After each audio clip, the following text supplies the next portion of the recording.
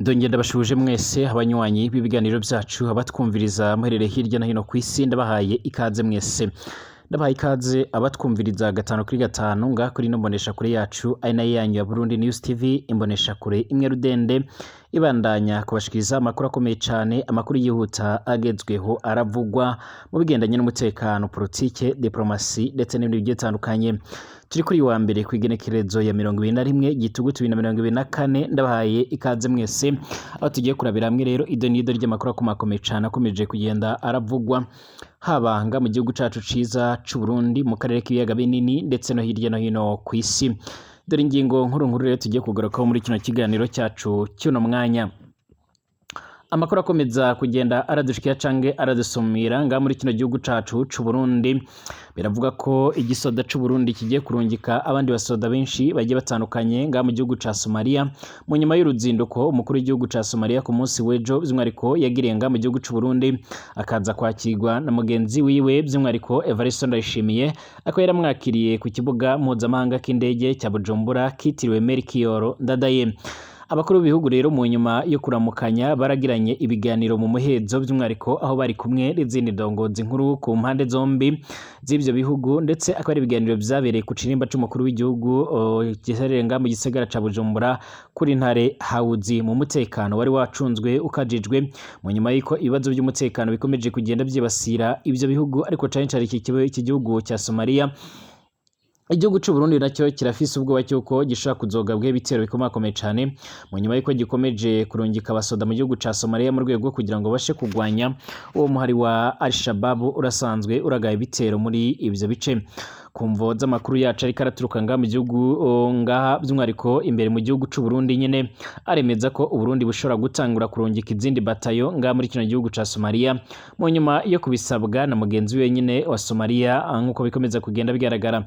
Amakuru akomeza kugenda haradushikira no impande zombi by'umwariko zikomeje kugenda zirasinyanya amasezerano agiye atandukanye mu bigendanye no mu bifatanye haba iby'imigenderanire ndetse guhanahana ubumenyi ndetse n'ubuhinga mu bya none ndetse by'umwariko n'ubundi bikorwa bigiye bitandukanye birimo umutekano.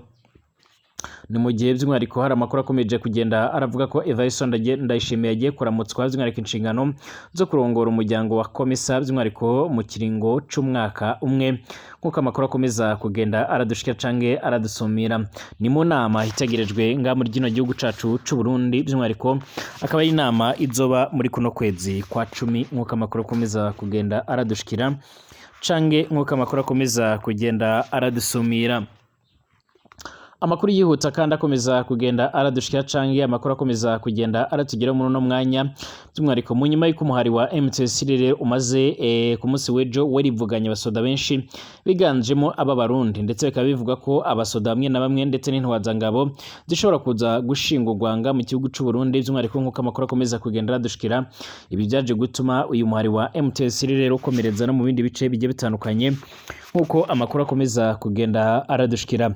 Hari amakuru akomeza kugenda aravuga ko rero ariko MTN yamaze kugenda irinjira muri teritwari ya Walikare mu nyuma yo kwigarurira ibice byinshi cyane bigiye bitandukanye ngaha muri teritwari ya Masisi, muri teritwari ya Rubero by'umwariko no mu bindi bice bigiye bitandukanye muri za Nyiragongo ndetse na za Rucuro nkuko amakuru akomeza kugenda aradushikira. Iyi ngiyi ibaye teritwari ya gatanu ifashwe n'uyu muhari wa MTN nkuko amakuru akomeza kugenda aradushikira uvuga ko ugwanira uburenganzira bwawo ngaha muri kino gihugu ca Republika Iharanira Intwaro ya Kongo nkuko amakuru akomeza kugenda aradusumira.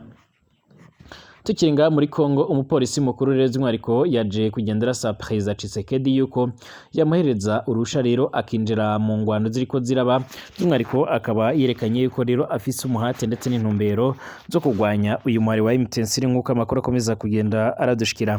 Hezbollah yongeye kwihaniza ndetse iza no kongera kurasa ku buryo bukomakomeye cyane mu gihugu cya Israel nkuko amakuru akomeza kugenda aradusomera.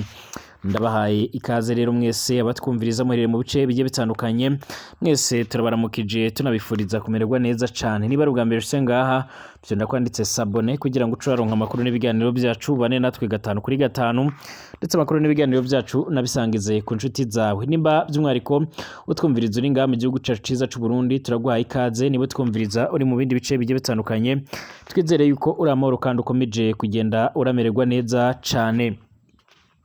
Abatwumviriza rero by'umwariko muherereye mu bindi bice bigiye bitandukanye ku mugabane w'Uburaya, Aziya, Australia, Amerika ndetse n'ahandi hose, mwese turabahaye ikaze.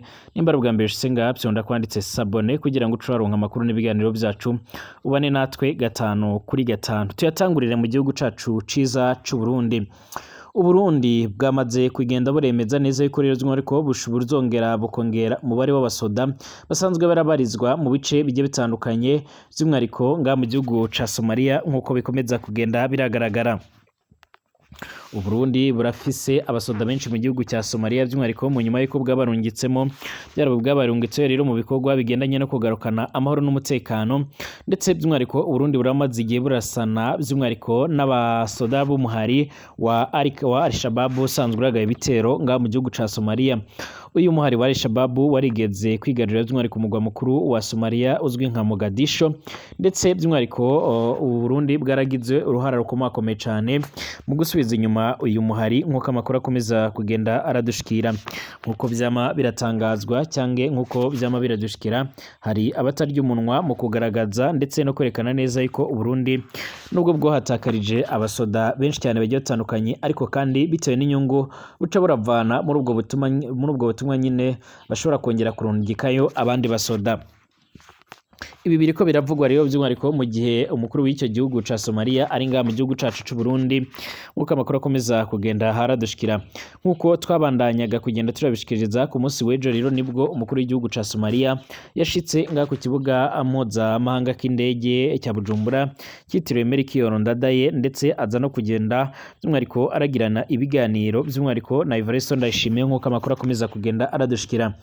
Nk'uko bikomeza kugenda biradusumira, Somalia n'u Burundi rero bivuga ko bigiye gushyiraho ingamba zigiye zitandukanye, bikaba bigiye gutuma ko by'umwariko inama y'umugwi rusange usanzwe ukurikiranira iby'imigenderanire by'umwariko mu bisata bigiye bitandukanye kugira ngo bihure rero gutyo birashobora gutegura iyindi migambi mishasha kandi komakomeye cyane.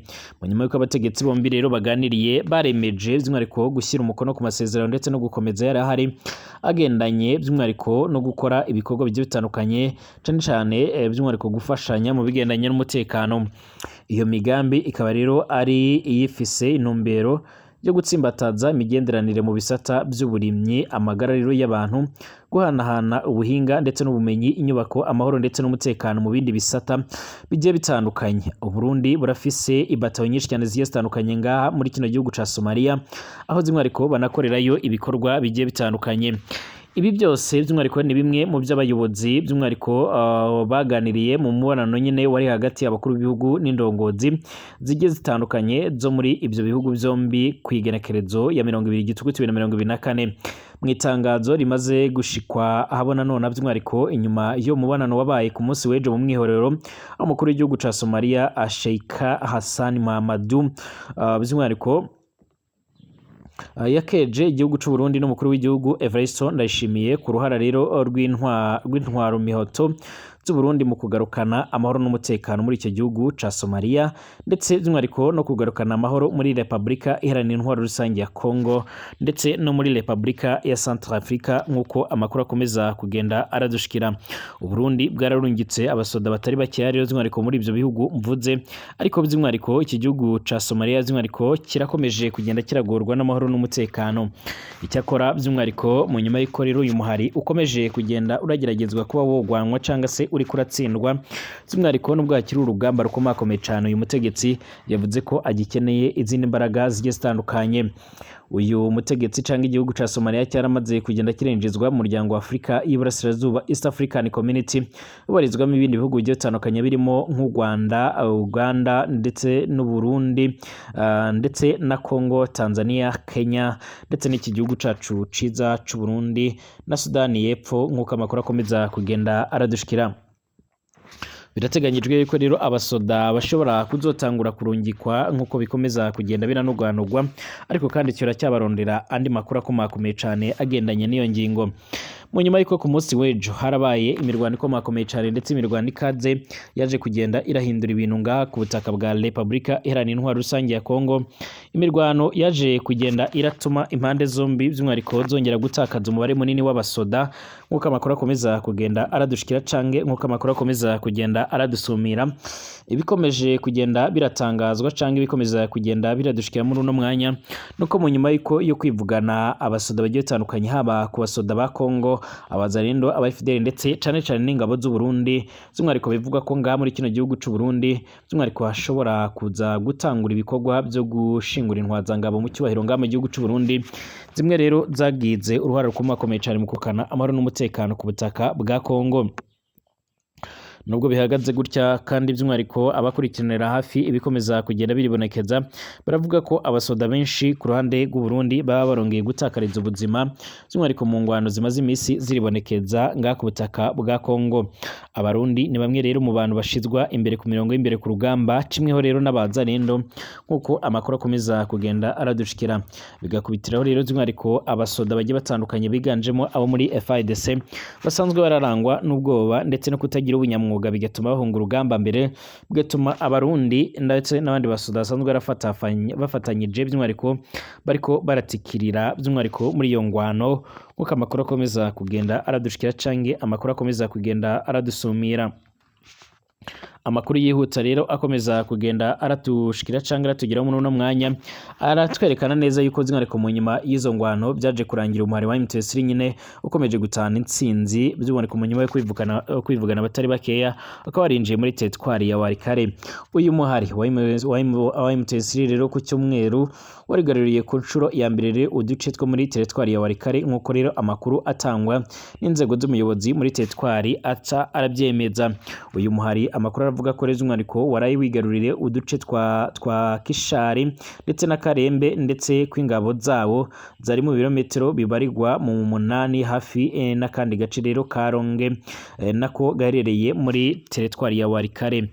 Kwigarurira rero turiya duce rero byakurikiye imirwano ku cyumweru yiriwe isakiranya rero M23 ndetse n'ihuriro ry'ingabo za Repubulika Iharanira Intwaro Rusange ya Kongo, harimo ingabo za FARDC, harimo ingabo z'abarundi, abasadeke cane cane n'abazarindo n'aba FDLR. Kubemeje haya makuru yifatwa rero rya turiya duce rero harimo Depite mu nteko ishinga amateka ya RDC Willy Mushikiri rero wavuze ko kuba M23 yatwigaruriye ari ingenzi kuri yo by'umwihariko bijyanye no kuba rero byayiharuriye amayira yo kwinjira mu ntara za Chopo muri Kivu y'Amajyepfo ndetse na Mainema, ndetse by'umwihariko no mu bindi bice bya Repubulika Iharanira Intwaro Rusange ya Kongo. Depite Juvenal Munobo rero wahoze ahagarariye Walikale mu nteko ishinga amategeko yaragize ati ndasaba FARDC gutiza amaboko rero akomeye cyane abawazarendo mu rwego rwo kwirukana uyu muhari wa M23. Munobo kandi yaragaragaje ko kuba M23 yarinjiye muri turiya duce twa teritwari ya Walikale dusanzwe rero dukungahaye ku mabuye y'agaciro, biteje rero ibyago by'uko bishobora gukomeza gutiza umurindi abateye Kongo. Walikale ibaye teritwari ya gatanu rero M23 yinjiyemo kuva mu myaka igera muri 3 iheze, ubwo yuburaga imigwano n'ingabo za leta ya Kongo. Uyu muhari rero usanzwe ugenzura ibice bigiye bitandukanye by'intara Kivu y'Amajyaruguru, by'umwihariko muri teritwari ya Rucuro, Masisi, Nyiragongo ndetse na Rubero. Ibi bice bikaba byaje byongera ku bindi. Mu nyuma y'ibyo byose byaje kugenda biraba rero nk'uko bikomeza kugenda bigaragara canke nk'uko bikomeza kugenda biratangazwa, byaje kugenda biratuma umwe mu bategetsi bakomakomeye cyane mu gipolisi ca Repubulika Iharanira Intwaro Rusange ya Kongo asaba Perezida Tshisekedi rero yuko yamuhereza amahirwe yuko yo kwinjira mu bikorwa bigendanye n'urugamba, nk'uko amakuru akomeza kugenda aradushikira canga nk'uko by'umwihariko amakuru akomeza kugenda aradushikira muri rusange. Umupolisi mukuru rero muri Repubulika Iharanira Intwaro Rusange ya Kongo akaba n'umwarimu muri kaminuza Alani Alisa Jobu Sambokela yanandikiye Perezida Felix Antoine Tshisekedi amusaba kumwinjiza mu gisirikare kugira ngo ajye rero ku rugamba rwo kurwanya uyu muhari witwaje ibigwanisho wa M23. Dr Sambokela rero yaramenyesheje Tshisekedi ko rero kuguma muri polisi bituma rero yibona nkaho ntacyo amaze mu gihe igisirikare ca RDC gikomeje kwandagazwa n'abagwanyi ba M23 rero bacyambura ibice bigiye bitandukanye umusubirizo. Uyu mupolisi yaragaragaje ko igihugu cabo cyahoze gikomakomeye cyane mu buryo rero ingabo zacyo zitashoboraga gutsindwa nubwo rero zihanganye n'uwo zihanganye nawe. Agaragaza ko rero kuguma mu gipolisi byaba bisa no kwemera ko rero bakomeza guseba ku ruhando mpuzamahanga. Harabagaragaza ko uyu mupolisi ashobora kuba rero azi uburemere bw'ikibazo cyo mu burasirazuba bwa RDC nk'umuntu wahabaye, kuko rero yigeze gukorera mu ntara ya Kivu y'Amajyaruguru. Muri Nyakanga 2023 Tshisekedi yari yaramugize komiseri wungirije mu ntara ya Kivu y'Amajyaruguru ushinzwe ishami rya polisi rishinzwe ubutabera n'imiyoborere. Yarabanje kuba rero umuyobozi w'ishami rya polisi rikorera mu mujyi wa Goma.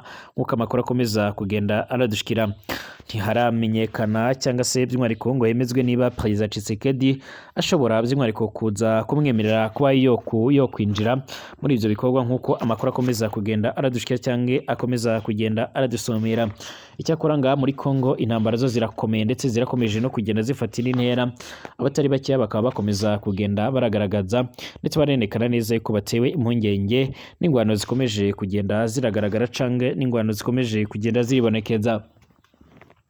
Amakuru kandi yihuta akomeza kugenda aradushikira canke akomeza kugenda aradusomera arerekana ndetse akanasaba inzego zijejwe iby'umutekano nga muri Kongo gukora iyo bwabaga mu rwego rwo kugira ngo amahoro n'ituze bibashe kuba byogaruka canke se bibashe kuba byo kwibonekeza nga muri kino gihugu ca Republika Iharanira Intwaro Rusange ya Kongo.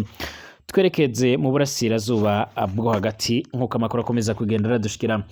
Kuri wa Mungu kwigenekerezo ya 20 by'umwihariko ubwo ni ku munsi w'ejo ukwakira 2024 wari umunsi w'isibaniro rero mu burasirazuba bwo hagati ubwo Israeli yakomeje intambara ahantu by'umwihariko hashika hagiye hatandukanye. Ibyasize abarenga by'umwihariko 78 bishwe muri Gaza. Abasirikare batatu by'umwihariko bari bani nabo baricwa nk'uko amakuru akomeza kugenda aradushikira.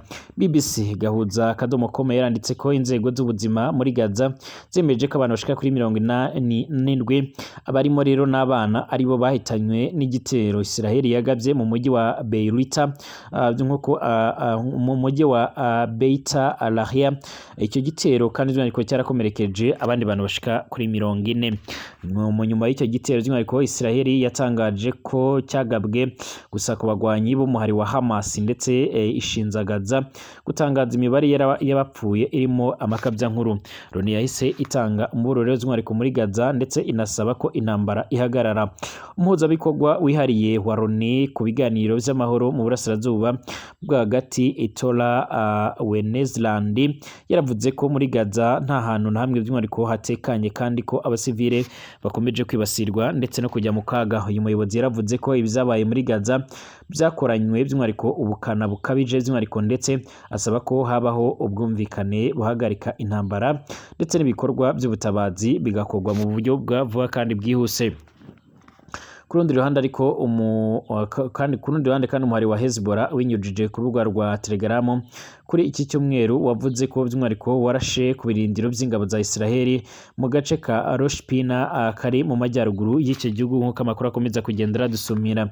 Igisirikare cya Israeli cyaratangaje ko ibisasu bigera ku 160 harimo 70 byo mu bwoko bwa roketi aribyo byarashwe na Hezbollah bivuye muri Libani ndetse bimwe rero bibasha gusamwa na systeme z'ubwirinzi bitaragera ku butaka. Uruhande rwa Israeli ntacyo rwatangaje ku kijyanye n'ibyangijwe n'ibyo bitero cyangwa se niba hari ababuriyemo ubuzima muri ibyo bitero. Ibitero bya Israeli kandi kuri iki cyumweru byarakomerekeje muri Libani byarakomeje muri Libani aho by'umwihariko byahitanye abasirikare bagera kuri 3 nk'uko rero Libani yabitangaje. Abo basirikare bishwe n'ibisasu ingabo za Israeli zarashe ku modoka z'intambara bari barimo rero mu gace ka ka Nabatia by'umwihariko kari mu majyepfo ya Libani nk'uko amakuru akomeza kugenda aradushikira cange amakuru akomeza kugenda aradusumira.